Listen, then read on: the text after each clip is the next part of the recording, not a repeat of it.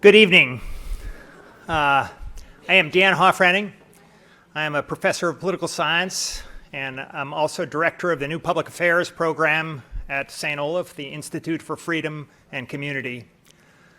So welcome to tonight's conference, the Conference on Constructive Political Discourse and Inquiry. And the purpose of the Institute and the purpose of this conference is really to further the civic mission of the college. Our vision is to take on controversial, complex, even thorny issues and address them from the perspective of the liberal arts. I have sometimes said that when you think about all that's wrong with the contemporary political scene, what we need is a greater dose of the values of the liberal arts. We need more consideration of evidence. We need more critical thinking. We need the tenacious and fearless pursuit of new ideas, even ones with which we disagree. And this year, coarse rhetoric and contemptuous politics seem ever present. And our conference this year attempts to take a look at some of the disagreements in our public life, to look at them from a range of disciplinary perspectives, to try to understand the way in which we speak to each other, and also to ask whether more civil alternatives are possible. It is my pleasure to invite you to this talk tonight, and I also remind you there are a couple of great talks also tomorrow afternoon. Jonathan Haidt will be with us at 3 o'clock, and Sarah Soberai at 4:30. And so now it is my pleasure to introduce my colleague Mike Feuerstein in our philosophy department.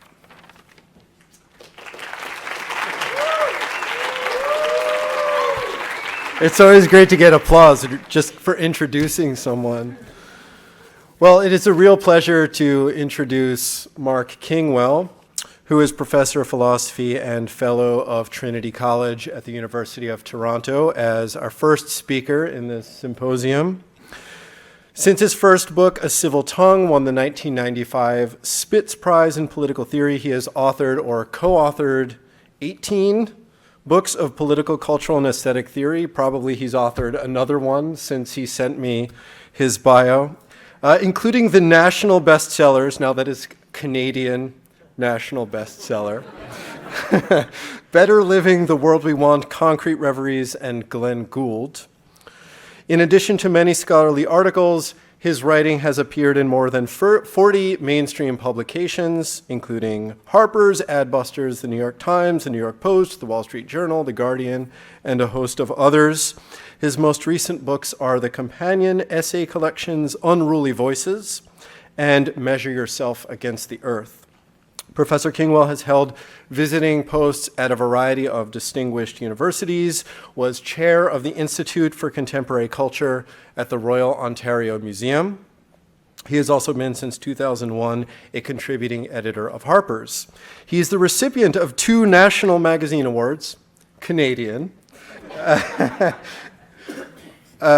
and 2 Best Canadian Essays selections. In 2000, he was made Honorary Doctor of Fine Arts degree by the Nova Scotia College of Art and Design. Professor Kingwell serves on the advisory boards for Amnesty International Canada, PEN Canada, and the Walrus Foundation. So in short, he's up to an amazing amount of interesting activity, has a marvelous breadth of interests.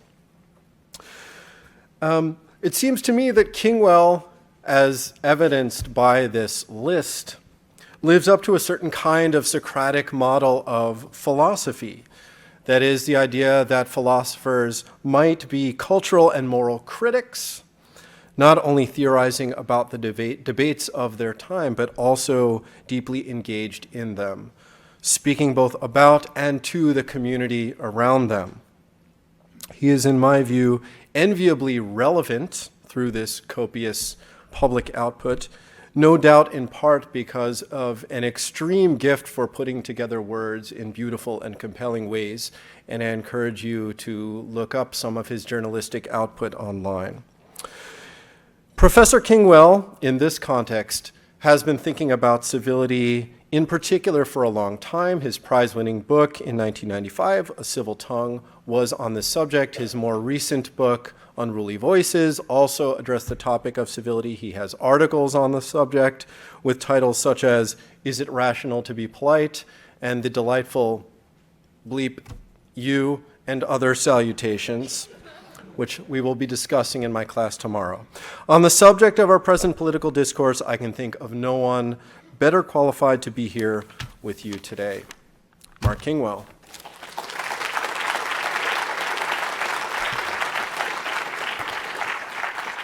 Thank you, Mike, and thank you, everyone. It's a real pleasure to be in Minnesota and to be visiting St. Olaf for the first time.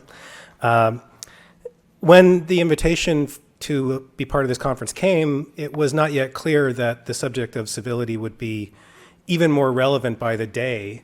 But of course, that has become obvious during the recent political events of your nation, which we, of course, follow with great interest and fear.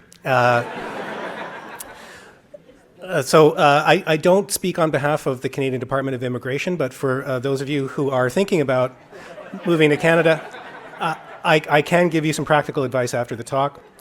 We don't take just anybody. You may have heard the opposite, but in fact, we're quite selective. So it might do you well to get in with somebody like me. Oops. Oh, you were, okay. Sorry, my title slide is gone, but that is the title. What I wanted to do in this talk, seeing it as a keynote and as a lecture to a public audience, is really survey the terrain concerning the politics of civility. And as Mike mentioned, this has been one of the consistent threads in my academic and popular writing for some decades now. And a variety of arguments are possible in favor of civility. A lot of counterarguments are also available, and specific objections need to be raised before we can feel confident in defending the value of civility in a political context, even one which is so obviously riven by incivility. In other words, it's not at all clear prima facie that civility is a good thing in politics. And so what I want to do in this talk is review some of the arguments in favor of civility and conclude with what I hope is a renewed sense of urgency with respect to civility in politics. And I'm going to come at this from a variety of angles. So I thought I would start by just giving you an overview of the argument and then unpack it as we go. Now the title will be explained, and I should say that on the sage advice of Dan Hoffring, this is the milder version of the second term. In fact, I will be referencing a book which uses the stronger version of that term. I'm going to tie myself in knots not to use the term, but I think you all know what I'm talking about. Anyway, I will make clear what I see as the important, indeed essential distinction between jerks and asshats, and it turns out to be much more important than you might imagine. This, by the way, is also the subject of the argument made in the introduction to my most recent book, the collection that Mike mentioned called Measure Yourself Against the Earth.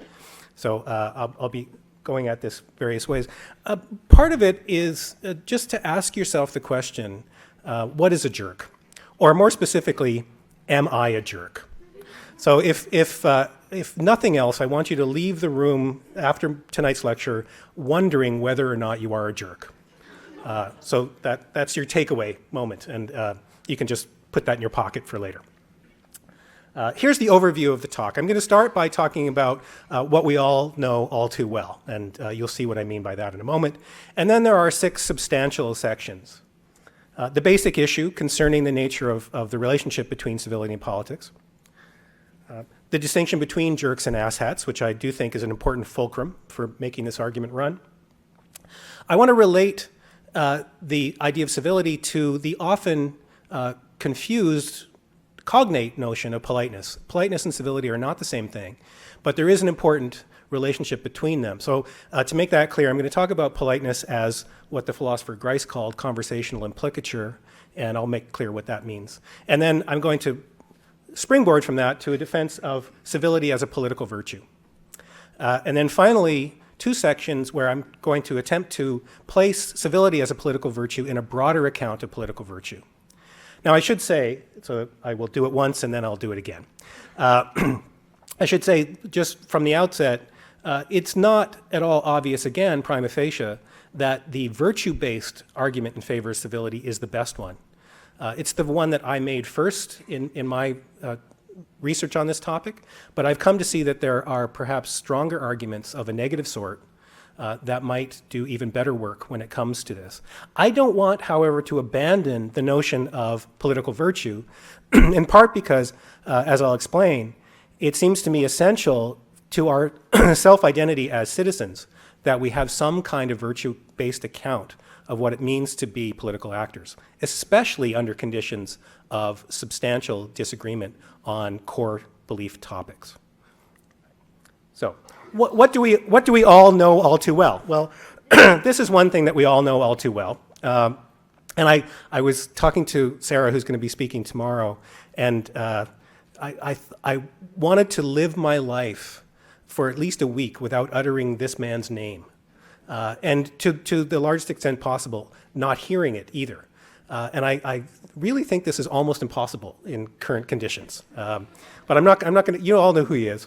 Why is this significant? Well, Sarah's going to say more about this tomorrow, and I invite you to because I'm really interested to hear about that. For my purposes, the rise of this person's political popularity is part and parcel of not an apocalyptic vision, decline of American democracy, but rather of the core problem, which is what happens when the norms of rational debate are eroded successfully in political terms. Unsuccessful attempts at erosion are fine, right? We can tolerate those. If our political democracy is robust, we sort of slough them off, they become exceptional or aberrant. But what if it turns out to be successful? And I think this is the one way of putting the struggle that has been going on in the speaking classes of the nation for the past weeks. How do we make sense of this success? I don't think it's unprecedented success, but it is certainly unusual and challenging. So I want to take that seriously. And here's a good example of why it's important. There's Marco Rubio with the famous water bottle. I don't know if people remember the water bottle anymore, but yeah. What happened to Marco Rubio could easily be described as the succumbing to the sucker punch. And what I mean by that is, in order to challenge the previous person, he felt himself compelled to use tactics which he had heretofore not used. And that's self-defeated. So in effect, Marco Rubio took himself out of contention by playing by the rules that had been established by somebody else. Classic counterpuncher, the previous person. And what that shows, I think, is a key problem with incivility, which is that it becomes a race to the bottom, a kind of self-defeating tactical arms race where everybody loses in the end. And that's going to turn out to be one of the strongest arguments in favor of incivility, a negative argument. Now, at the moment, this is my fellow countryman. We're very proud of him. No, we're really not. But at the moment, it is almost unbelievable, if you follow this, and I'm sure you do, what's happened even in the past 7 days. Who would have thought that two allegedly serious candidates for high office would be trading schoolyard insults about each other's spouses? And defense, the offered defense would be something like, he started it, which never worked when we were kids and shouldn't work when we're running for high office. So this is what we all know all too well. Now, I don't want to spend a lot of time on the diagnostics, but you can easily see the relationship between these things and certain other well-known cultural factors, like this.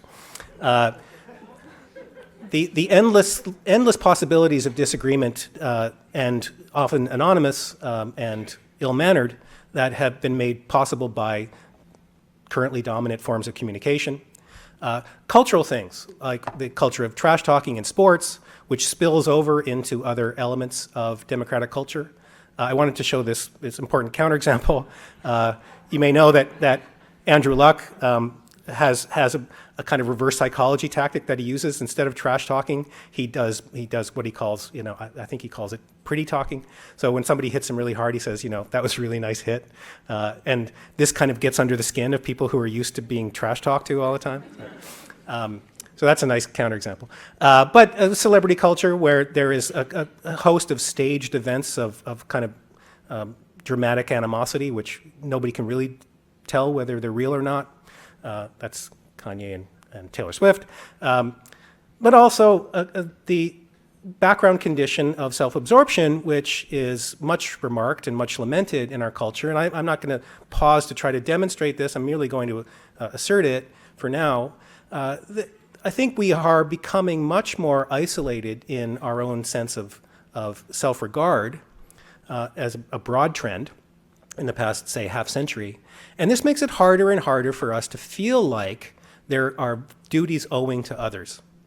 And, I went through the airport this morning in Toronto, and in the security line, this is a very typical experience.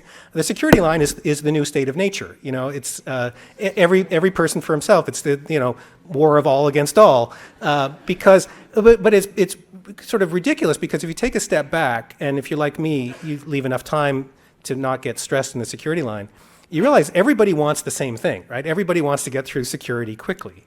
But the more you struggle, there was a shortage of bins in my security line. So people were fighting over bins to put their laptops in. It's like, that's not going to help anybody. You're spending all of your time fighting over the bin, when if you just let somebody else take the bin, I'm sure there's another bin coming to put your stuff in. But the kind of self-absorption or self-regard which takes over people when they have their focus narrowly on personal goals does erode a sense of commonality and a sense of commitment to the other. And this, I want to argue, is ultimately self-defeating. There is also, it seems to me, I don't know how many people follow House of Cards, watched House of Cards? Fair number, yeah. It's fascinating because some people are saying, well, Trump, there I said his name. Trump is the Frank Underwood of contemporary real world politics, but in fact, not even close. If only we had somebody like Frank Underwood, who, sociopathic, Machiavellian, murderer, serial deceiver that he is, at least makes sense. His motives actually make sense, and his relationship between desire and action is perfectly perspicuous, right? And he gives speeches that are absolutely deceitful, but they're not incoherent. And I think that people often say, "Oh, wouldn't it be awful to live in the fictional world of House of Cards?" And I say, "No, bring it on, because at least you know where you are with somebody who is a liar." And this is an important distinction. A liar is not the same thing as a bullshit artist. My colleague Harry Frankfurt has made this argument.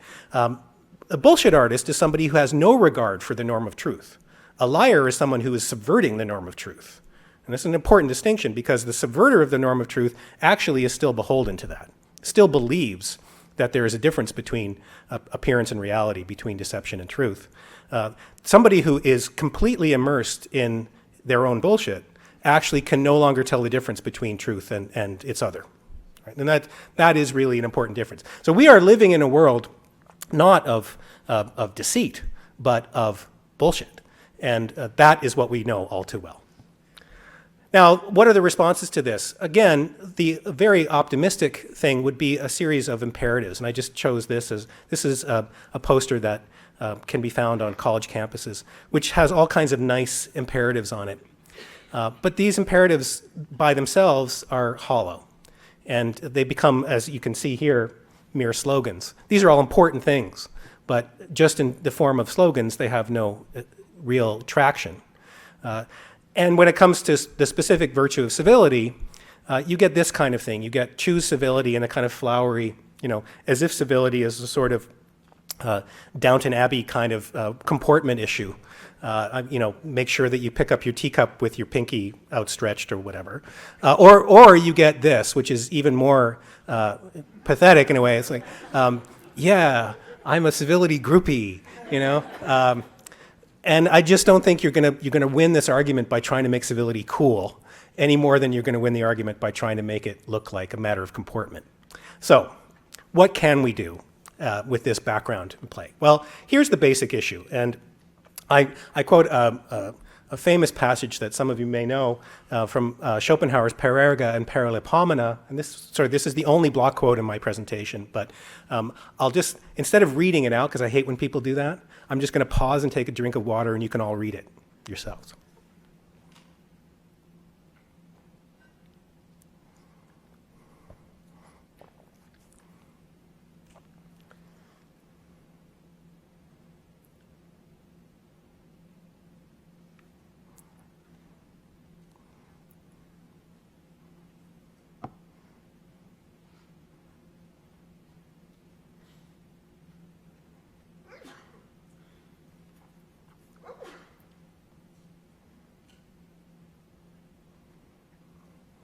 Now, I want to emphasize here something that I'm going to disagree with in the translation that's offered here and in most translations from Schopenhauer's German. The German phrase is feine Sitte, which does mean actually good manners or politeness. But I want to read this by substituting for that civility. And what I think of as the Porcupines dilemma is this question of appropriate distance. So the theme of our conference is disagreement. The question is not, do we disagree? Of course we do. The question is, how are we going to go about disagreeing? And the idea of the Porcupines also gives a sense that it's not merely a matter of managing disagreement, it's also a matter of managing the things that we want from each other. Because in the parable or in the example, the porcupines need each other for warmth, but they can't maximize that without the cost of pain.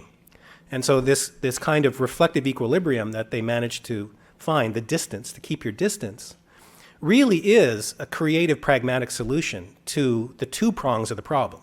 First prong is we want to be together. There are things we need from each other that we can't get any other way. The second prong is the closer we come to each other, the more we realize that it can be prickly. And so finding this, managing this, is really, it seems to me, the essence of democratic political life. There are many other metaphors for this problem, but I really like this porcupine one because I think it emphasizes just how delicate the matter is in finding the proper distance. So, how do we live together with disagreement? Now, various kinds of answers have been offered. One way of understanding civility in this context is a matter of self-restraint. So not saying or not condemning all that we might. And indeed, many kinds of accounts of civility parse it this way. I may think that what you've said is abhorrent or stupid, but I'm not going to say so because that serves no useful purpose. And there's something to this, of course, that matter of self-restraint can actually do a fair bit of work, but it seems to me that it puts far too much emphasis on stifling oneself in the service of something which is not obviously giving me the things that I want. And I want to try to find a more creative version of this finding the distance than merely self-restraint. Professor Langerac's wonderful work on perspectival pluralism gives us a much richer account of what it means to find our distance with respect to others with whom we disagree. And the subtlety of his arguments, I'm sure many of you here know them, is precisely to think beyond merely suppressing oneself, but to cultivate a sense of what is plausible in respect of what others are also up to. And I won't go into more detail, he can do that himself. But what is convincing in this account, it seems to me, is how it takes regard of the moral and psychological complexity of individuals in respect of their own beliefs and in respect of how those beliefs come up against the beliefs of others. So we can enrich the account beyond self-restraint and start taking up a pluralist perspective, which allows us to act in concert with each other, even though we may disagree.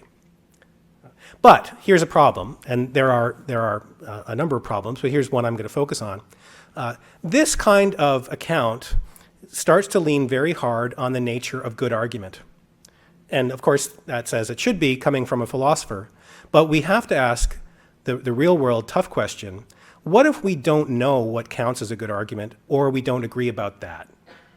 And what if, moreover, there are those people who simply don't care that some arguments are better than others? And you might think, well, that's sort of the game ender. If you are not caring about the nature of argument or good arguments versus bad ones, then there's nothing further to be said. Well, unfortunately, that's what politics are like in democratic societies. There are lots of people who simply don't care that a stronger argument has been advanced in front of them. And this is why the nuances of, say, Habermas's discourse ethics come up against real-world curbs.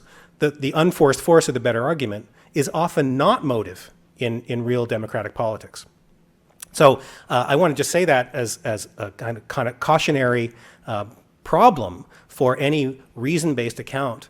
We have to go beyond that if we're going to defend the nature of robust political discourse in the real world. So these two, well, they don't know what argument is, or maybe they do. But, how are we going to go about adding some further complexity and, I hope, convincingness to the account of civility? Well, let's start with this distinction between jerks and asshats.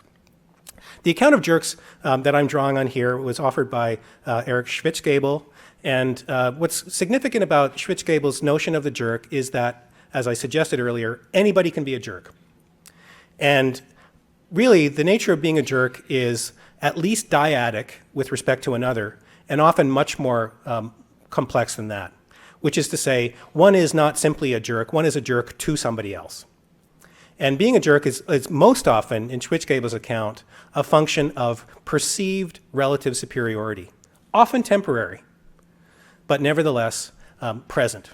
So that I'm a jerk, for example, if I behave a certain way in a restaurant to the waitstaff, because at that moment, I'm the customer and they are the staff, and I allow myself to engage in bad behavior because of that structural relationship between us.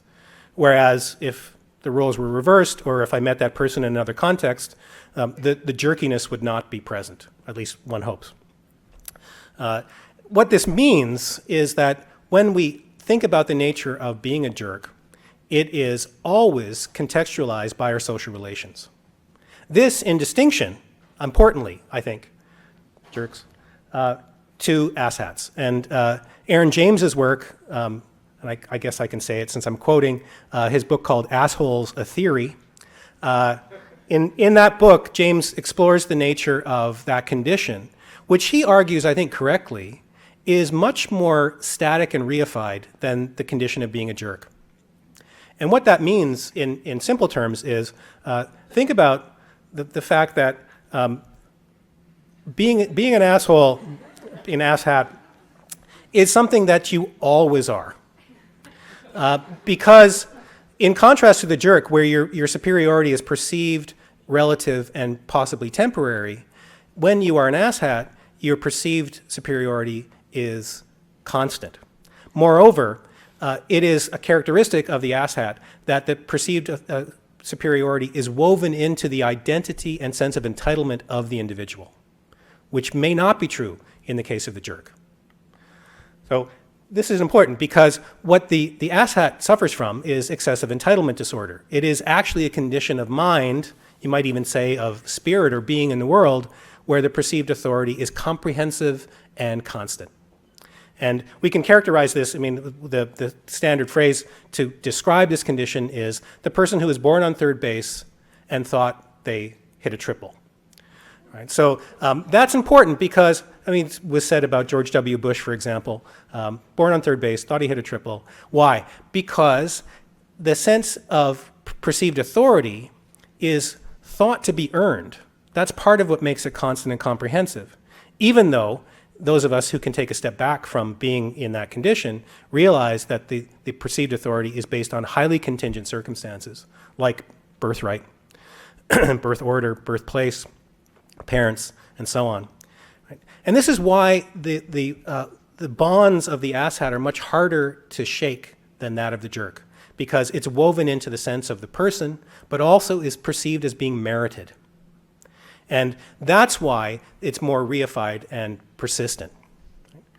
Now, once we have this idea of the distinction in mind, we can start to do some political work with it. One way of thinking about it is, and here I'm referencing Raymond Geuss, a political theorist. Think about the notion of generalized nemesis. This is Geuss's idea, There's Nemesis, the goddess of affliction or enemy. Right? What if we generalized the idea of Nemesis? Right? Not that everybody is afflicted, but that everybody shares, in a sense, a vulnerability to affliction. And here we can start to see, not by optimistic attempts to pair bond with others, but just to recognize in oneself the force of contingency. And this may actually do some political work, because if I start to think, rather than I was born on third base, but I hit a triple, instead I think, actually, oh, I was born on third base, I didn't do anything to do that. Right? I don't deserve it, it just happened. That in itself is an important conceptual step, because we now can start to chip away at the sense of entitlement that is associated with the asshat condition. So that's Geuss's idea of generalized nemesis. We can also invoke very old-fashioned political notions like fairness. And I'm going to speak about fairness again in a few moments, but the notion of fairness really is primal to our sense of political obligation. And you can find it in specific political theoretical texts like Rawls's theory of justice, for example, but you even find it in Freud's account of the evolution of the psyche in civilization and its discontents. The first justice claim in the psyche, according to Freud, is the very same one that we experience in families. Why does the sibling get something that I don't get? Or if you're a soul child, why does another child get something that I don't get? That claim, or that it really is a cry, is the essence of the notion of fairness. And our intuitions about fairness are really primal with respect to this. So you can do, Rawls was absolutely correct about this, you can do a lot of sophisticated theoretical work based on, driven by, intuitions about the nature of fairness. Now, here's one suggestion before I leave this topic, and to try to illustrate why the jerk might be the thing that you want to be. You don't want to be an asshat, or at least what you want to be is an asshat who's willing to move from that condition to being merely a jerk.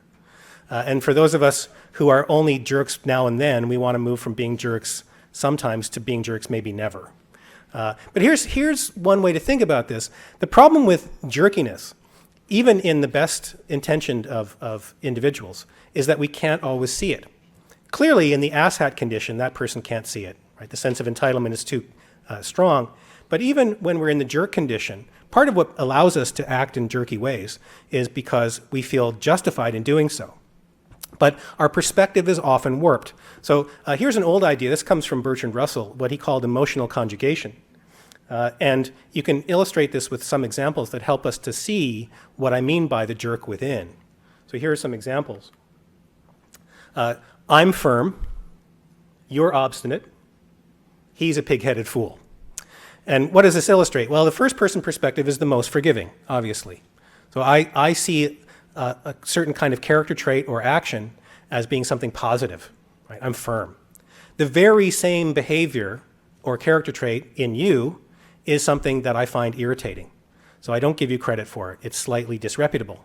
And then, as it were, I and you gang up on some nameless third person, he, him, and the very same character trait or action is now seen as positively vicious, as pig-headed. Right? So other examples of the same kind. I'm righteously indignant. You're annoyed. He's making a fuss over nothing. Right? And you can even see already in that example the essence of a jerky behavior. Someone who works themselves up into a condition of righteous indignation over something which, if they were able to see themselves from a third-person perspective, in a third-person perspective, would realize is a fuss over nothing. I've reconsidered the matter. You've changed your mind. He's gone back on his word. Right? So again, we're talking in each case about the very same trait or action, but the conjugation has to do with the relative distance to the ego position.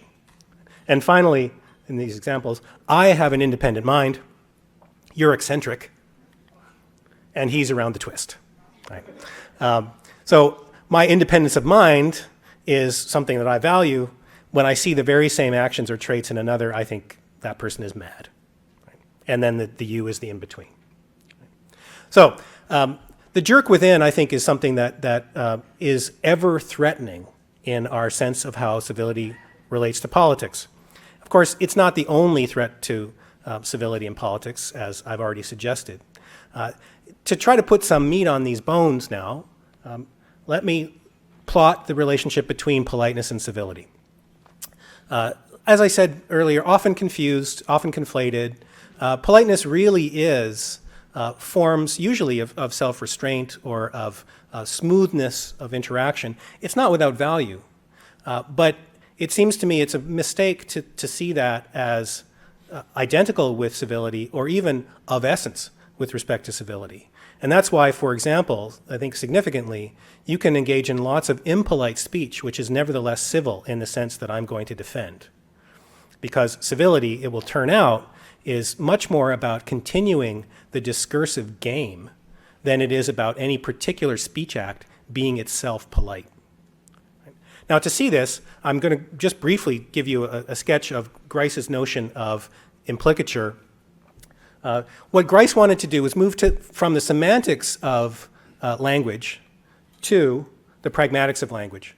So it's rooted really in how we do things with words, speech act theory of various kinds, and in particular, the way we do things with words to imply things without actually saying them.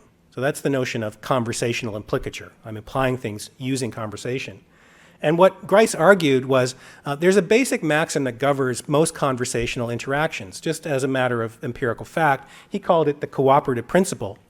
And it is that when there is nothing else at stake, so when there's no obvious competition in a conversational game, most of us naturally cooperate. There is no reason for us not to in non-competitive games.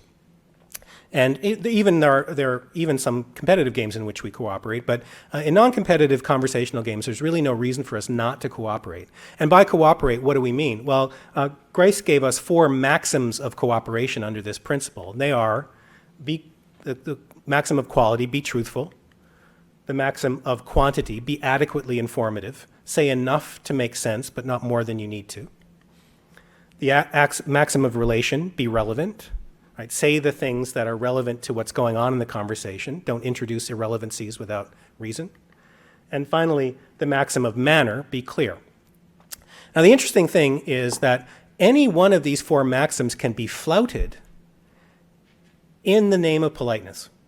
And to give you an example of this, so the important point here is that under the sign of politeness, I might say things which are not cooperative on the surface because they flout one of the maxims, but which actually serve the higher purpose of keeping the conversation going. So here's an example. Polite flouting of the cooperative principle. Don says, "How do you like my suit?" And Ron says, "It's so brave, it's so you." And I chose this example because I wanted to show you another of my countrymen. It's Don Cherry there in the suit, and that's Ron McLean from Hockey Night in Canada, Don Cherry's coach's corner. Don Cherry has a propensity for wearing these outrageous suits. If somebody, not Don Cherry, but somebody who came to you and said, "What do you think of my suit?" and you actually hated it, it might be very good manners to say, "It's so brave, it's so you." Now, you are flouting a couple of the maxims of the cooperative principle there. Right? You're saying something which is not directly relevant. You're not answering the question. You're not being untruthful. And you're not saying something that is in excess of what's needed, but you are, as it were, going around the question. Right? By the same token, consistent with Grice's implicature, you can have impolite non-flouting of the cooperative principle. So here's a good example of that. Homer says, "I just don't want you to lose respect for me, son." And Bart says, "Homer, I have as much respect for you now as I ever did." Which absolutely satisfies all 4 maxims of the cooperative principle, but the implicature is clear. So in both cases, what Grice is showing us here, in the move from semantics to pragmatics, we can do things with words in quite subtle ways. If people are sensitive to the implicature, they might pick up on the things that we're saying. But in the case of the polite flouting of the cooperative principle, one of the things we're doing is not forcing the issue. So we're allowing the pragmatic goal of continuing our conversation to be guided by a kind of semantic sleight of hand. And likewise, with the impolite non-flouting of the cooperative principle, the semantic sleight of hand there is saying something truthful, apparently relevant, clear, and so on, which nevertheless carries an implicature. Maybe it's one only I hear, and I get a kind of, secret joke enjoyment out of doing that, but can also be picked up by somebody else. So that's politeness as implicature. And what's important about it, for my purposes, is that relationship between semantics and pragmatics. That we can, and in fact, almost always are, doing things with words. And the subtleties of that can actually be managed to larger effect, depending on what our conversational goals are. Now, if we move from politeness to civility, we have to complicate the picture somewhat. We have to move from semantics to pragmatics to politics. And now we have to have more maxims in play. So we have the cooperative principle still in play, baseline, ceteris paribus, other things being equal, cooperate.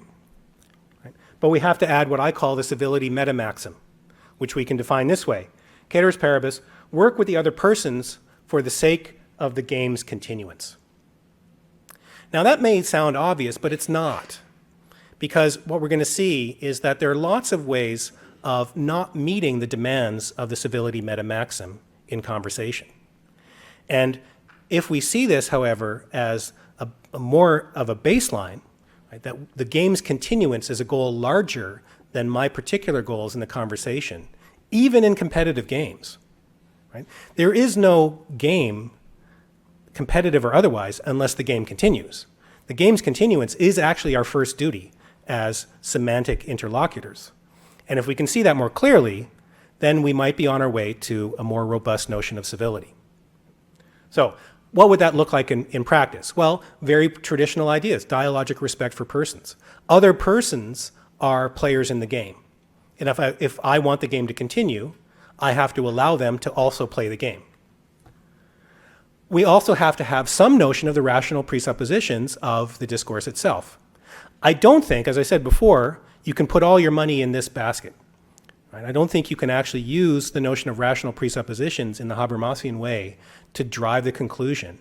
But you can advert to the rational presuppositions of the game as part of the game's continuance. That's the thing that keeps us going. And now we have to confront some objections. Does this operate even in competitive games? Well, possibly. It's obvious, it seems to me, that it operates in cooperative or non-competitive games, or there's no reason why it shouldn't, just like there's no reason why Grice's original CP can't be a baseline commitment.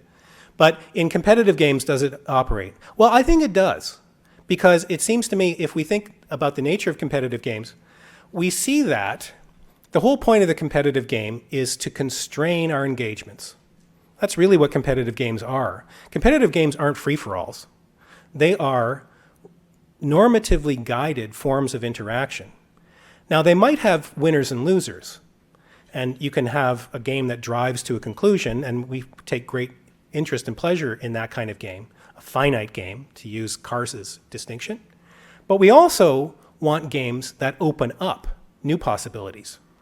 And in fact, when it comes to the game of political discourse, democratic political discourse, what I think we have is a combination of infinite and finite games.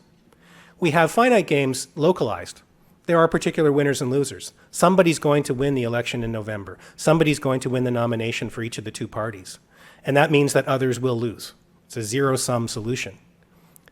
But the whole point of that particular localized finite game with a winner and a loser is that the larger game can continue. And what's the larger game? Well, the larger game is democratic politics. So you can win a debate, but that doesn't mean you win discourse. Rather, it means that you depend upon the continuation of discourse for there to be a winner at all. And again, once we see this more clearly, I think we can incorporate certain aspects of our real-world experience of politics without losing this larger sense of a commitment to discourse more generally. So, first objection, does it operate even in competitive games? I think the answer is yes, if we see the competitive game as only part of a larger, non-competitive continuing game. And the second objection, what about cheats and spoil sports? And here I use a distinction from Johann Huizinga in Homo Ludens, what's the difference between a cheat and a spoilsport? Well, the main difference is that the larger game of democratic politics can tolerate cheats, but it can't really tolerate spoilsports. And what's the difference? Well, a cheat is like a liar. A cheat is somebody who is flouting the rules. And any sufficiently robust game can support a certain amount of cheating. We might not like it, and we might punish it if we find it out, but we can tolerate it. Just like a post-secondary institution can tolerate a certain amount of plagiarism. We might try to root it out, but we might also recognize that there are cases that happen that we simply don't catch. And that's, kind of okay. It's not great, but it's tolerable. Because the cheater, in some important sense, cheats only himself or herself. So cheaters get away with micro advantages, but they only do so because their cheating actually reinforces the success of the game overall. You can't cheat successfully unless there is something to cheat against. So every time you win at cheating, in effect, you are reinforcing the normativity of the thing that you are cheating against, just like the liar is reinforcing the normativity of truth. But by contrast, the spoilsport is somebody who is like the bullshit artist, somebody who is actually stopping the game. And that can happen in interesting ways as well as bad ones.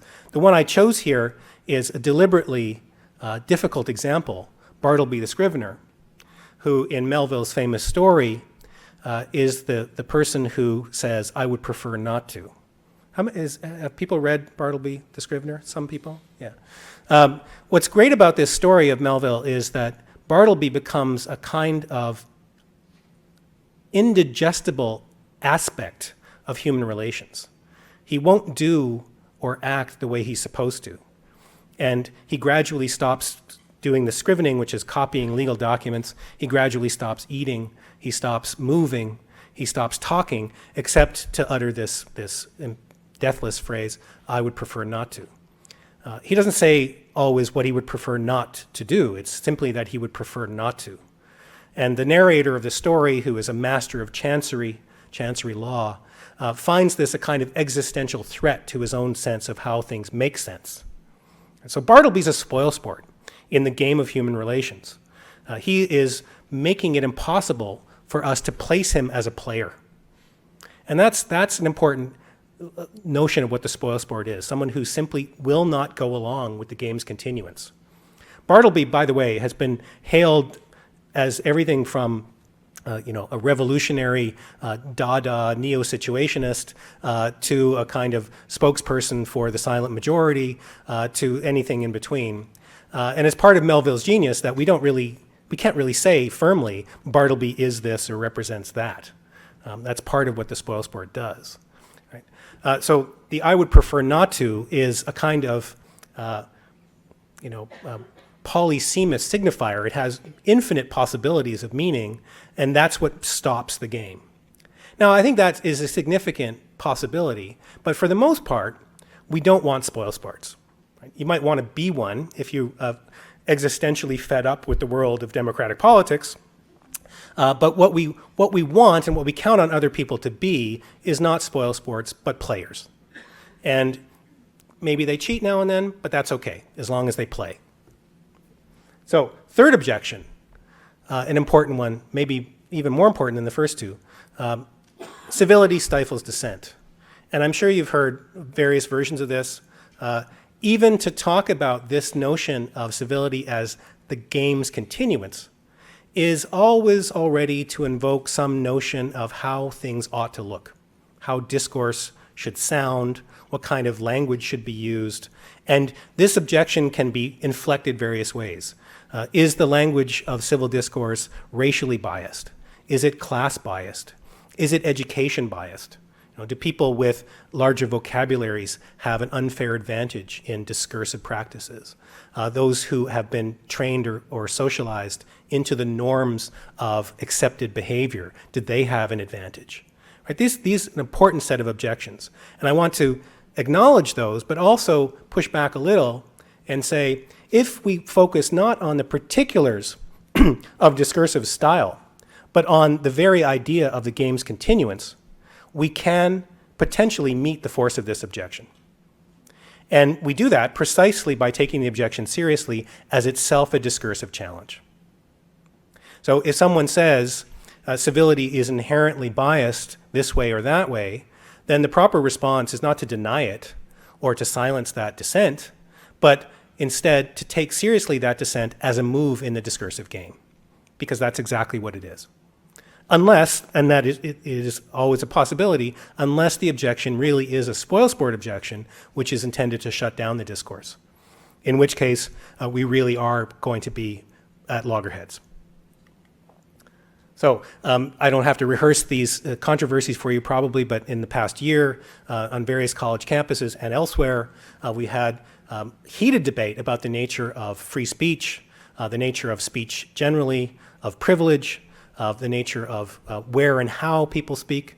And all of this, it seems to me, is part of the push that Objection 3 is putting on the notion of civility. That's important and essential. Again, I think we can meet that challenge by taking seriously the idea that what civility means is not how you style your speech, but the fact that the game of speech continues. And then finally, of this cluster of objections, a common objection: talk solves nothing. Action is everything. Well, you know, this objection, I think, is one that holds water only with people who haven't been paying attention to the nature of politics, because politics is talk. It is lots of refined and unrefined talk. It is talk in the form of policy and bills and laws. But politics is an inherently discursive practice. And the idea that talk solves nothing is itself a discursive move, like all these objections. And again, simply reinforces, to my mind, the nature of the problem, which is how do we keep the game going? I want to highlight, though, two specific versions of this objection, which I think maybe are especially relevant now. Let me put it that way. The first is the influence of money as talk. Since the Citizens United decision, the Supreme Court of this country has ruled that money is a form of speech. That is somewhat astonishing in the metaphysical universe, but nevertheless, the Supreme Court has the metaphysical power to change one kind of thing into another kind of thing, and we have to bow down before that power, or at least you do. I get to go home to Canada. But the idea that money is speech, of course, is a key factor in the nature of real-world politics in this country and elsewhere. The moneyed interest becomes overwhelming. And because money is such that it's fungible and accumulatable, power of speech can be force amplified under these conditions. When the only agents of speech are individuals, even conglomerations of individuals are limited by the number of people that they can bring together to multiply their force. So unions, political action committees, interest groups were inherently limited by the principle of equality of individuals. Citizens United actually obliterates that principle because it says that an individual or small group of individuals can potentially infinitely multiply the force of their speech through money. And there's nothing to curb this within the decision's logic. So this is still underappreciated as a sea change in the nature of political reality in the United States. That force multiplier is actually contrary to the logic of individual equality because of the nature of money. So, you know, money's always had that nature. It's what Locke worried about when currency was introduced into the natural condition of humankind. It can be pooled. I can have more money than you through various means. I can be born into more money than you through various contingencies. But when we understand, as the court does, that money is speech, then we have actually created a potential subversion of the very idea of democratic equality. And I don't think it is any starker than that, but it has to be appreciated as that. So that's an important version. It's not so much the talk solves nothing as talk is devalued under these current conditions of money as speech. And the second version of this that I think we need to take more seriously under current circumstances is what, for lack of a better phrase, we have to call the influence of crazy. That there is a whole lot of crazy in politics. And when people are prepared to be crazy, then they put us all at a disadvantage if we are going along thinking that we ought to be rational. Now, sometimes the crazy person is just another cheat. They get a micro advantage which the larger game can tolerate. But as I suggested before with Mr. Trump, there are certain kinds of crazy, when thoroughly successful, that actually turn out to be corrosive of the game, even though the game appears to be continuing. Right? Mr. Trump is not a spoilsport in the sense that Bartleby is. He's not taking himself out or stopping the game. He is actually subverting the game according to norms of non-rational success. And this actually becomes a serious existential threat to the game. So what happens is, so this is a Rolling Stone illustration of the, back when there were many more faces in the race, but nevertheless, as we've seen in the past months, really just 2 or 3 months, the domination of crazy over rational has been working. I get the sense that there is some kind of change coming. There's a sense of reassertion of civil discourse against the crazy factor. And let's hope that that is robust enough to carry the day. But I think we teeter on the brink right now. And of course, what that means is, weirdly enough, for those of us who are not crazy, it can start to make us feel crazy, right? And that's the sort of knock-on effect. So, when the Will Ferrell character is the only one who sees that Derek Zoolander really only has one look, even though they all have different names, Blue Steel, and right? And he says, I feel like I'm taking crazy pills because no one else can see that. Well, that's how you might feel if you're a rational person watching contemporary democratic politics, because you start to doubt your own sanity when your rationality is coming up against the success of crazy. Right? And then crazy becomes a kind of epidemic. Right? Who's crazy? Is the person who's succeeding crazy, or is my judgment that he's crazy making me feel crazy because everyone else seems to go along as if nothing crazy is happening, and that's what makes you wake up in the middle of the night and wish you were somewhere else. All right, now to conclude this, 2 attempts now to place the notion of civility as the game's continuance within a larger virtue-based account of democratic citizenship. And I think we can start by noticing the negative argument that I mentioned earlier. Incivility is a form of collective action problem, which is to say it is akin to things like races to the bottom, prisoners' dilemmas, competitive consumption, and so on, tragedies of the commons. Just to give you a version of collective action problems that's familiar, that's a graphic representation of the tragedy of the commons. Since there won't be a test later, don't worry about it, but that's what it looks like. The tragedy of the commons is classic Garrett Hardin article. When everybody pursues their individual rational interest to graze on common land, everybody loses, because the rational interest to graze on common land gives me an incentive to graze more animals, but it gives everyone else the very same incentive to graze more animals. And the more animals that graze eventually destroy the common land. So a thing that's held in common, which could benefit everybody to their individual interests, if their individual interest is allowed to run away, each individual pursuing that interest actually self-defeats everybody, including that individual. Right? The common is destroyed, and nobody gets to graze any animals. Now, many versions of collective action problems have that quality. The other most common one is the prisoner's dilemma, where I'm given a choice to either cooperate or defect in respect of my partner in crime. And if I pursue my individual interests and the other person does too, we both lose. If I try to cooperate, I might win marginally, but if the other person decides not to cooperate, then I lose big time and he wins. Right? So the prisoner's dilemma is really a kind of micro version of the conflict between 2 rational interests that we see in the tragedy of the commons. And what this really says in the case of civility, to go back to the Trump-Rubio example, you do gain, potentially, an advantage by being uncivil. You can win an argument by being rude. You can get to the head of the line by being rude. You can get better service by being rude, and so on. But all that does, globally speaking, is give everyone else an incentive to do the same thing, because they see that pursuing their rational self-interest means pursuing that same advantage. But if everybody does do that, it's a way to the races. So if I'm uncivil and you answer with incivility, then I now have a renewed extra incentive to be even more uncivil back, and then you do, and then I do, and then you do, et cetera, et cetera, et cetera. Right?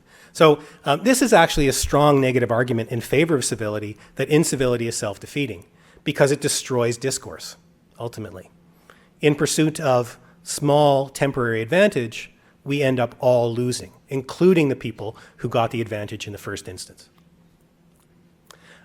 Sorry, go back. Rational self-interest, however, has to be acknowledged as part of the democratic political picture. What I want to suggest is rational and self-interest actually isn't just two ways of saying the same thing, but the rational part of self-interest should carry a normative weight of curbing one's own desires. Partly, this is just good for you. You shouldn't let your desires run rampant. But it is also, more importantly, recognition of the looming self-defeats of unfettered self-interest. It's in my self-interest for my self-interest not to run amok. Because if that is the case, we avoid the self-defeats that would destroy all of our interests. So, and the consumption fulfillment curve is a good example of this. I realize, even in my own desires, that certain things will generate satisfactions up to a point of marginal utility, after which there is actually negative utility on the curve. I don't get more advantage out of pursuing a desire. And this, by the way, doesn't even yet take into account the issue of multiple interests or desires being in play. This is just within the individual, him or herself, rational self-interest reaches a marginal utility, negative utility tipping point.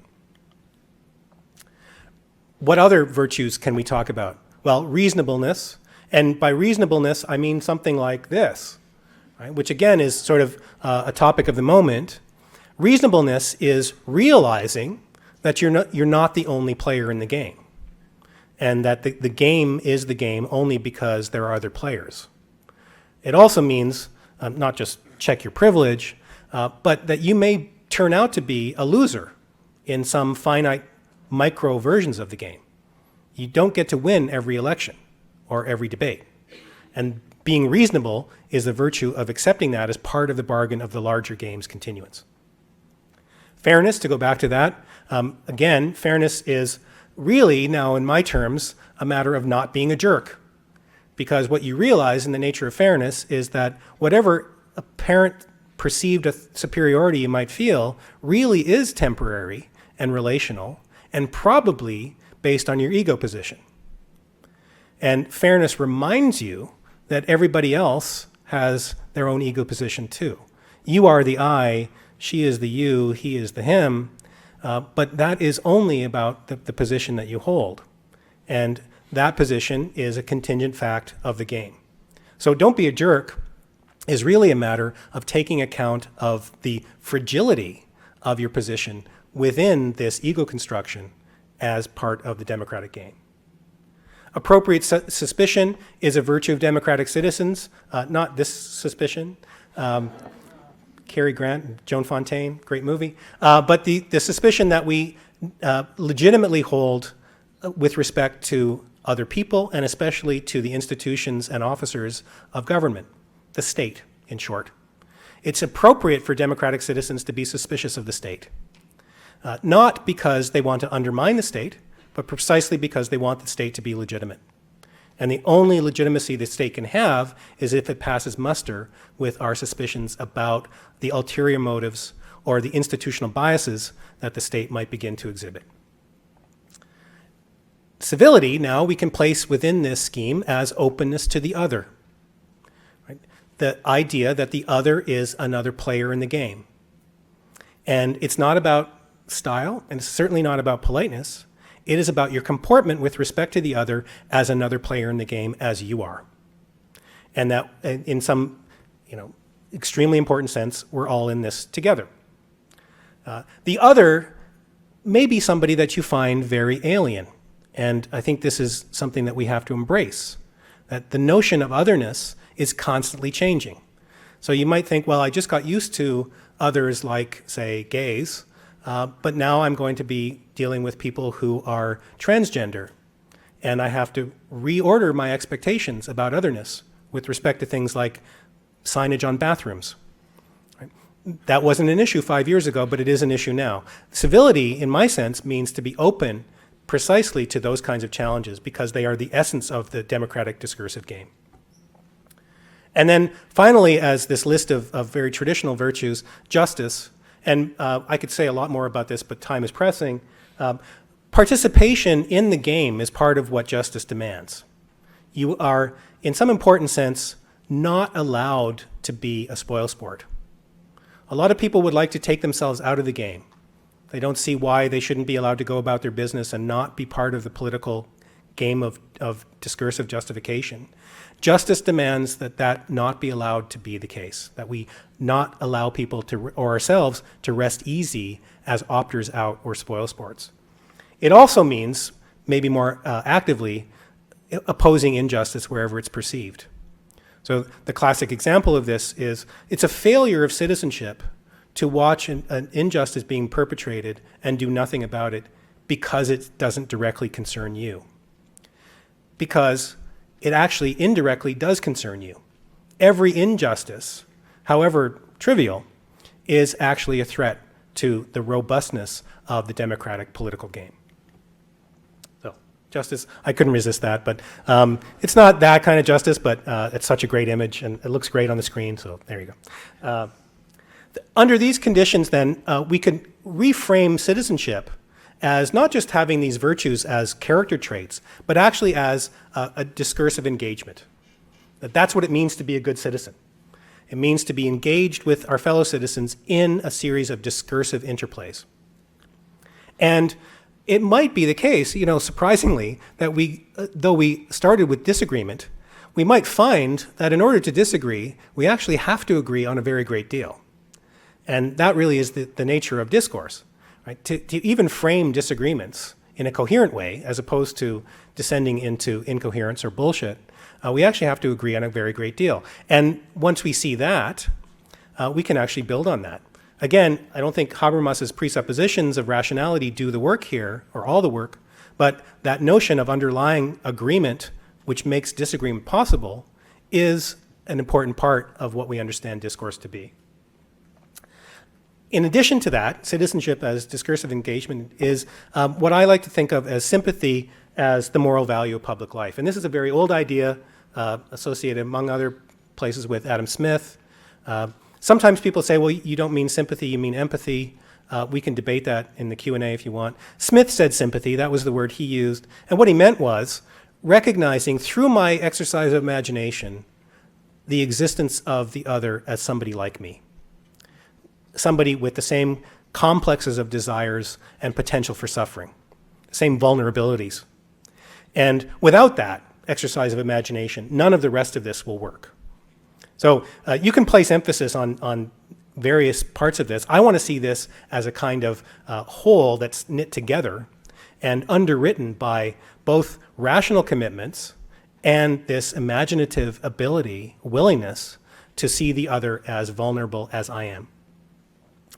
Now, we could then say, I think, I'm going to be a little bit tentative about this, philosophy is civility in the important sense that philosophy, broadly construed, is the mental discipline, whether it's a subject in college or not, is the mental discipline of seeing the other as like me and being open to argument. So civility, philosophy as civility, rooted in a sense of my sense of vulnerability, right? And knowing that I can recognize in the other, even though I don't experience it directly, a similar sense of vulnerability, right? The famous Clinton mantra was, I feel your pain. Nobody feels anybody else's pain. It's not possible. But what we can feel is pain at the pain of others. And that's really, I think, what Smith means by sympathy. Right? It's that vicarious pain, the recognition through imagination of the suffering as something that the other is experiencing. And it's rooted in our own sense of vulnerability. It seems to me it's very, very basic and existential. And then I think we can make a further claim, philosophy as civility, as justice. Because if we engage each other in this manner, we are actually going to be creating not just a vibrant conversation. It's not just, oh, discourse is great. We're actually going to be creating a just democratic society through our engagements, discursive, imaginative, participatory, disagreeing, and so on. Now, let me conclude by saying this is a very optimistic picture, obviously, and I don't want to leave without canvassing some of the problems that we have to face. The world is changing much faster than we imagine, and the kinds of otherness that we are going to encounter are literally unimaginable. The exercise of imagination is something which has limits. But when we are confronted with otherness, a previously exercised imagination is going to be more able to meet new challenges than one that is not exercised. So this is an important example. It seems to me people are talking a lot lately about neurodiversity. Neurodiversity really is the idea that just as in any case with human actions or behaviors, there's a spectrum, a distribution of things that are considered normal and not normal. And more, the other is not going to be somebody who has, say, a different skin color or different genitals or a different way of comporting themselves with respect to identity, but somebody who is actually thinking a different way, who is minded otherwise than most of us. So the particular cases that are at issue for neurodiversity, people who are autistic or who have Asperger's conditions, people who are not normal in the statistical sense, but who have gifts for the rest of us, just like everybody who's other has gifts for the rest of us. And the openness that we might demonstrate with respect to this challenge is a democratic test of our citizenship. And there'll be future ones. Right? There may be forms of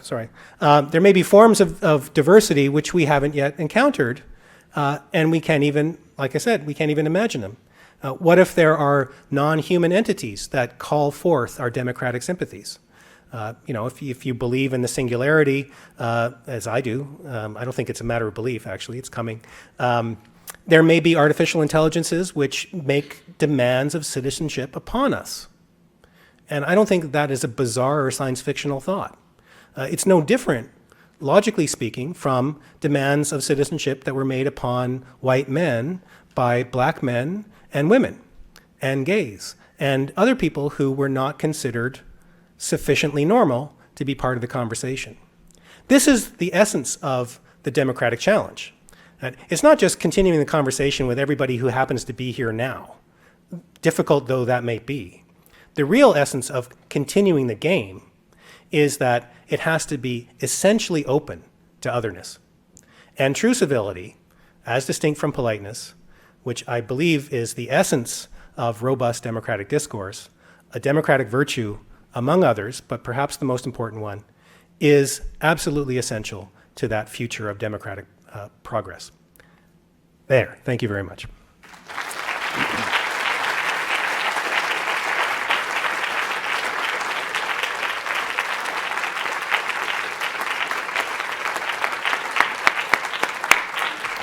Okay, we're going to have responses from Professor Ed Langerek first, and then Sarah Soberai. 5 minutes apiece, and then maybe we'll forego a response just so that we have time for a few questions at the end.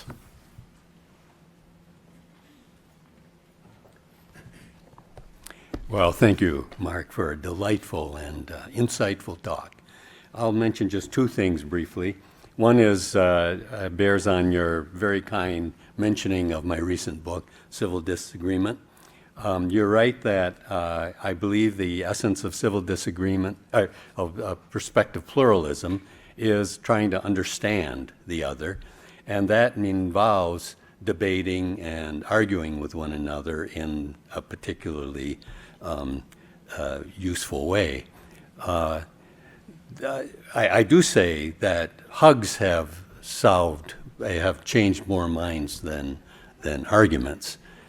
These days you do want to be careful whom and where and when you hug. So I'll just talk about the argument itself. And I do say that the best way of becoming a good debater is first becoming a good listener.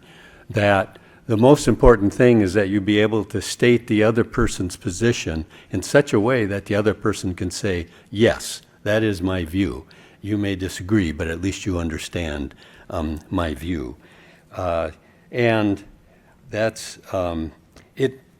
I think that relies on good argument, a good use of argument. I see nothing wrong with arguments that are meant only to persuade or even to score points, but that should happen only after people actually try to understand one another and attack or comment on a strong version of what the other person's position is. And I think you're right in saying that's not what we see going on in politics. And you say we need something that goes beyond reasoned argument. It wasn't clear to me just where you went beyond that. What you said struck me as quite a fair amount of appeal to reason.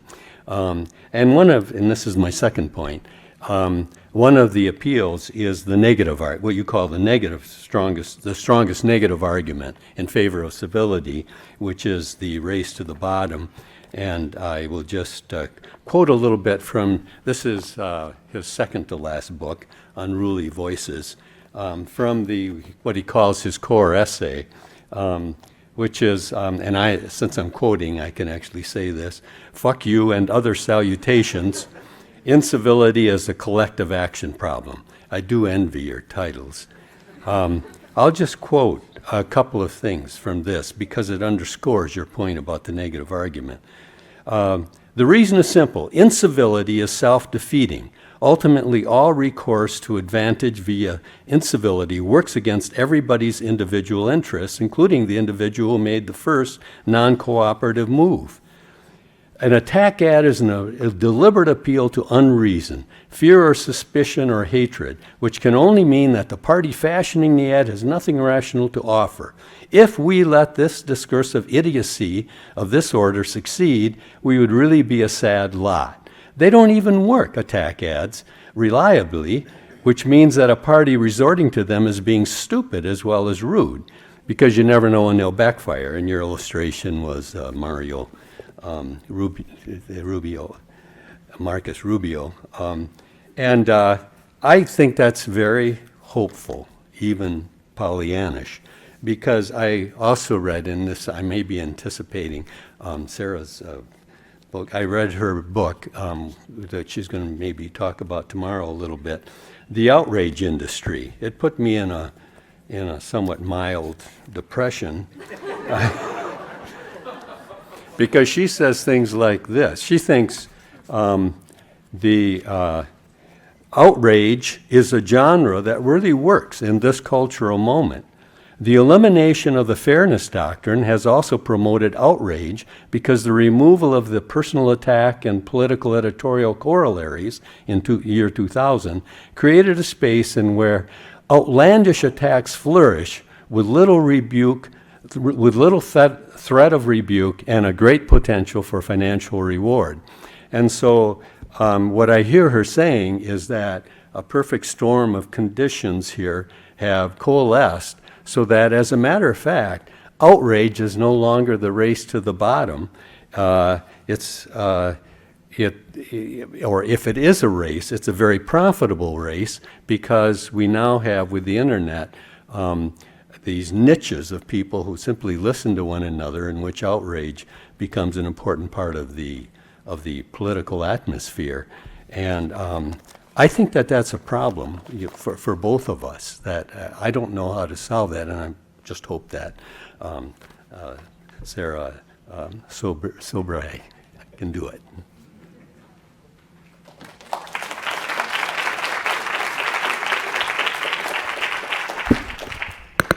That was great, Mark. Thank you, and Ed as well.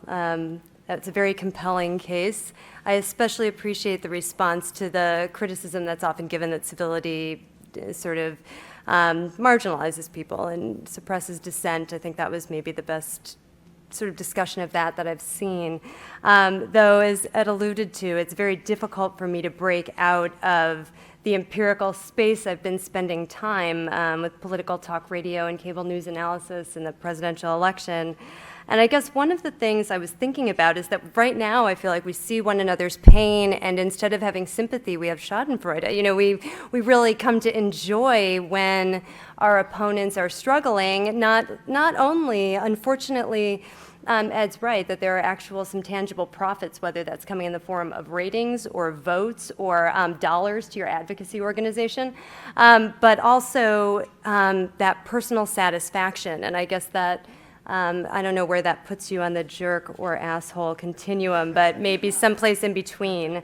But I was thinking that what I feel like I am not struggling with your argument, but just trying to reconcile this vision where this is clearly an important set of imperatives with a reality where I see people who do want to continue the game, but actively want to continue the game in such a way that they are disinterested in almost a muscular way with the other players, wanting to harm the other players. So I can think of that sphere where there are people who don't want to be, on one hand, there are people who don't want to be with the other players. I've decided that this group is not reasonable, not worthy, they're distrustful, they're dangerous even, and so that they aren't willing to communicate or participate with them in a meaningful way because they've decided from the outset they're not just people who have bad ideas, they are bad people or a bad group of people.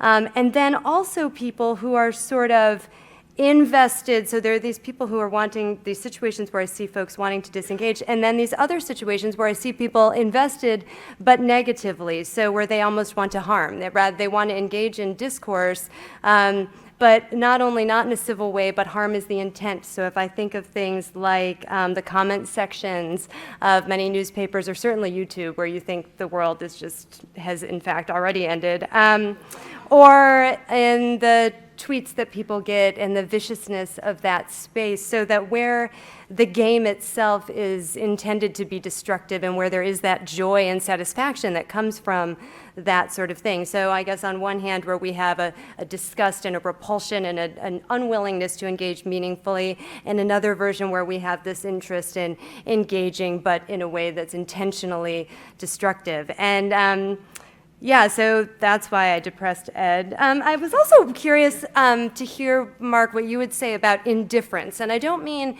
indifference in the Bartleby sense, because that's really, Bartleby the scrivener is doing something when he says, I would prefer not to. But it's different still from I don't care, which is different, again, from being fed up and sort of being, sort of I've had enough. So I was just curious.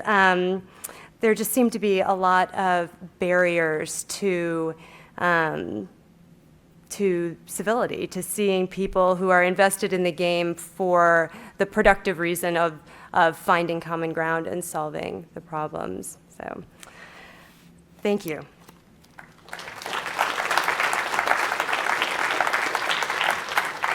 I'm going to move that we extend things just by another 5 minutes so we get a chance to fit in a few more questions from the audience. Sorry if that interferes with anyone's bedtime. Yeah, please. If you want to say a few things, and then you can take your own questions. Okay, great. Yeah, I mean, those are really good responses in the sense that they made me depressed just in the last 5 minutes. So, and I one of the things I always feel when I'm trying to run these arguments is that no matter how many real-world curbs I put on my own sense of possibility, there's always more that could be piled on, right? And so it's hard to know exactly how to respond to that, except to say something like, well, here we are doing this, and you're writing books, and I'm writing books, and people are reading them, and there is robust discourse out there. And it's not a simple kind of mill-style marketplace of ideas where the good drives out the bad, but it's also equally not as obviously endgame politics where the bad drives out the good. So I think that part of my response would be, I know this sounds not terribly convincing, but I actually think it carries a certain amount of weight. Just like cheating, we can tolerate a lot of indifference. We can even tolerate a lot of hostility. We can soak it up, in effect, with our own personal sense of commitment to the discursive goals of being with each other. Now, that doesn't answer those objections so much as it tries to mitigate them, right? But as I was saying to you earlier, philosophical solutions to questions like these are not really solutions, right? They're more like ways of trying to think through our own sense of the predicament. And I totally agree with both you and Ed about the details of the predicament. Two other things I guess I would want to say. One is with respect to my relationship to rationality, I guess, in respective argument. What I really wanted to say there is simply that, and I don't think this is true of your book, Ed, but there are sort of hardcore Habermasians out there who really think that presuppositions of rationality will do all the work, right? And the ideal speech situation and the unforced force of the better argument are all we need, theoretically speaking, and we can sort of walk away with the job well done. And I think that we're all three agreed that the real world is pushing back hard on that kind of rational commitment. Nevertheless, I think what Habermas gets right, and this is really a reply, I think, to all of our sense of the bad stuff that's out there. It really is the case that you can't make a claim without reinforcing norms of rationality. You can't say that something is the case or that something is good or bad without reinforcing presuppositions of what it means to make sense. And that's just pretty fundamental to the very nature of humans as discursive creatures. So even the comments boards are people attempting to make arguments. They may be ungrammatical, insane, rude, but they're engaging in something. I think the indifference problem is actually a more serious one. That's my personal feeling about this, of people who are opting out. In as you say, Bartleby is can be read anyway as a kind of political refusenik who is making a very strong point. A lot of indifference doesn't have that quality quite right. So those are my quick thoughts in response, but I want to thank you both for those thoughtful comments. And questions if anybody has them. What's our timeline, Mike? Is it? We were supposed to end more or less now, but let's go to 8:35. Okay. Fine. Yes? Kind of talked a little bit. You had the slide about the cell phone. People are being self-absorbed and things like that. And I feel like that's one of the things that people aren't actually interacting socially as much as before they're becoming self-absorbed. They're becoming self-absorbed. They're on computers more, and that's been actually something interesting that happens to me quite frequently. Is if I call someone, leave them a voicemail, that's considered antiquated now because I didn't text message them. Yeah, you're using your phone as a phone? Is that what you're telling me? Yeah. And I was just thinking, Dan, I think we talked about that book called Bowling Alone by Putnam. It kind of put in context how the television and we're constantly disengaging from one another and not interacting socially or being a part of the game. And even the example I use is I love to play pickup basketball. Anyone here that plays with me, you probably see me at the gym. That's because we play by the game and we compete really hard and someone's going to win. But you keep playing the game because you love it, and those are the rules you play by. So that, for me, I wish that was a model we could kind of treat our politics with, but we're not doing that, and it seems like a lot of me because people don't want to be a part of the game because they're staring at their cell phone. Yeah. Or they're doing God knows what on Facebook or whatever. Right. It's a good point, and it relates to Sarah's comment, too. A couple of things that are probably well known to you. I think I quote some of the studies in Unruly Voices. There has been demonstrated, at least with some tentative convincingness, empathy deficits in people who have extended social media engagements.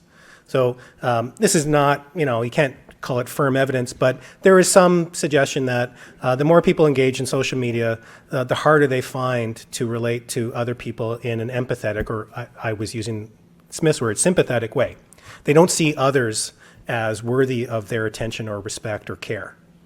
And I mean, that if true, that's a very serious finding, right? Because now the technology itself is actually hollowing out one of what I would regard as essential elements of democratic society. And in the name of individualism, right? So that's one aspect of this. The other way to think about the cell phone thing, that so-called cell phone zombie, is it's another version of the cooperate or defect problem from the prisoner's dilemma. So somebody who is looking at their cell phone as they walk down the street has defected from the presumptive cooperative principles of sharing that social public space.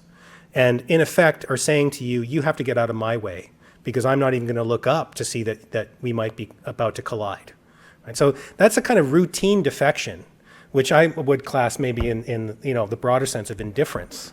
And yeah, it's a serious problem. People say, well, what are we supposed to do about that? Nobody's going to give up their phones. But the answer to that is the usual battery of things that we can do. We can do things that are kind of optimistic in trying to call people to better account, but we can also regulate. I didn't talk about regulation in here, but it's fully consistent with my view of democratic politics that there could be all kinds of quite severe regulations on citizenship engagement, including, for example, you don't have it in this country, but fines for people who don't vote. Right? That's a controversial measure in many places, but many other places, Australia, for example, European nations, if you don't vote, you're fined, just like you would be fined for flouting any other civic duty, like obeying parking rules. And I don't see any reason why there shouldn't be regulations like that. In the particular case, where all kinds of municipalities are now instituting regulations to fine people for distracted walking, just like they get fined for distracted driving. Why not? Now, you can only capture a certain amount that way, but the whole point of a regulation like that is not just to capture and punish people. It's to reinforce the norm that this is a defection. It's the difference between, a price and a fine. A price is just whatever you pay to enjoy a certain kind of advantage. A fine might be exactly the same amount of money, but a fine says you did something wrong. And that's a key conceptual difference. So I have no problem with that kind of combination of education, optimistic calling to account, and regulation. It seems to me that is the essence of how we, work out the nuts and bolts of getting along with each other. Here, a lot of the examples he gave for otherness are marginalized and often disadvantaged groups. But what if this other group is a more abstract idea of injustice, where there is no, solid other, like a person or a group of people, but a situation where it perpetrates injustice, and that the stakes are so high that civility is viewed as a weakness, and playing to keep playing the game is to promote injustice. How would you address that with civility? Do you have an example in mind of that? For instance, with racial politics, there are a lot of talks, especially on this campus, like, oh, we gotta do something that, we don't want to take into account the people who are not being affected by racial injustice, because that is perpetrating focuses on the people who don't receive injustice. Right. Well, this is a thorny problem. And I don't think there's a quick answer to that, except that I think many of the cases where that kind of argument is being made are clear cases where the advantages and privileges are such that we don't really need to take special account of those people. And it's not an injustice to fail to take account of the people who are already favored. They have already been served in some important sense. So to go back to the first part of your question, it's no mistake, it's no coincidence that the othernesses that I mentioned are typically marginalized groups or identifiable marginalized traits, because precisely those are the ones that are not enjoying the advantages of full participation, full recognition.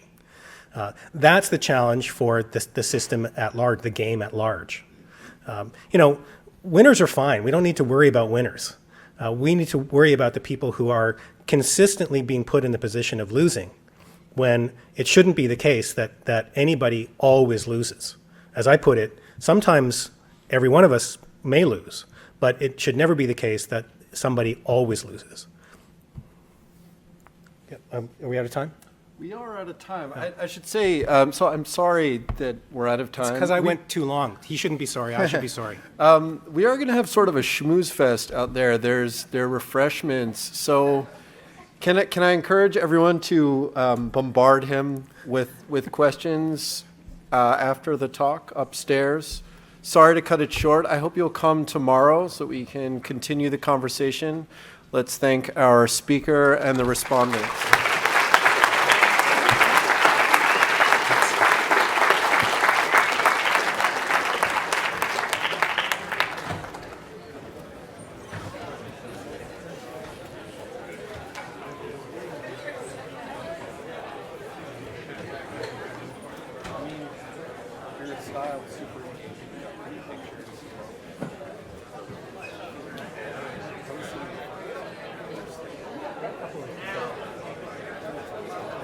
Thank you. I'll see you tomorrow.